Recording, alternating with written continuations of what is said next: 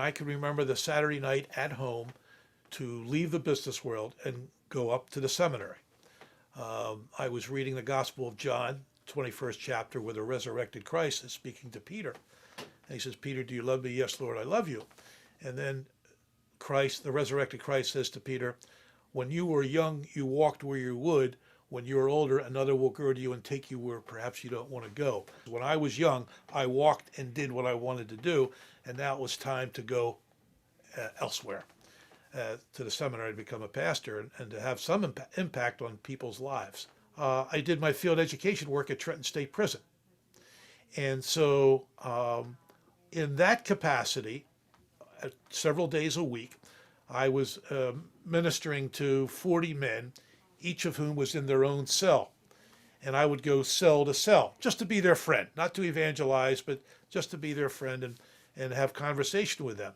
Well, one of the 40, Mr. De Los Santos, a Puerto Rican out of Newark, New Jersey, was vehemently, persistently proclaiming his innocence to me. He kept on saying, I didn't do what I'm in here for. I'm an innocent man.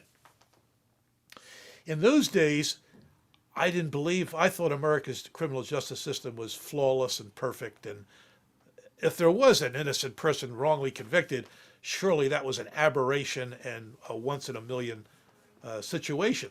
He was very convincing and compelling, and he spoke from his heart and from his soul. And I came to believe he was innocent. I said, Jorge, I believe you're innocent. And I'm going to take a year off from school and work full time to move the ball and see if we can somehow free you. But if I ever catch a lion, I'm gone. I'm out of here. I ended up investigating the case, going up to Newark time after time, looking for old witnesses, finding new witnesses. In the summer of 1983, everything came together. This was 3 years after I had first met him as a student chaplain. We freed and exonerated him. We proved that the witnesses against him had lied, and that, just as he said, the police and the prosecutors knew that they lied and they suborned perjury. I decided to devote my life to trying to free people in whose innocence I had come to believe. So anyway, that was the beginning of Centurion Ministries. I called it Centurion Ministries because I named it after the centurion at the foot of the cross in the Gospel of Luke, in the RSV version, who looked at the crucified Christ and said, surely this one was innocent. That's where the name comes from.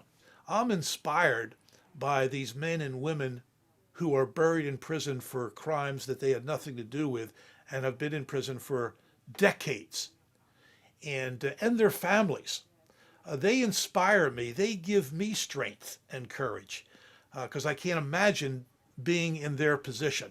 Whatever your relationship is with God, it makes you really want to serve these people and bring relief and joy and redeem these lives.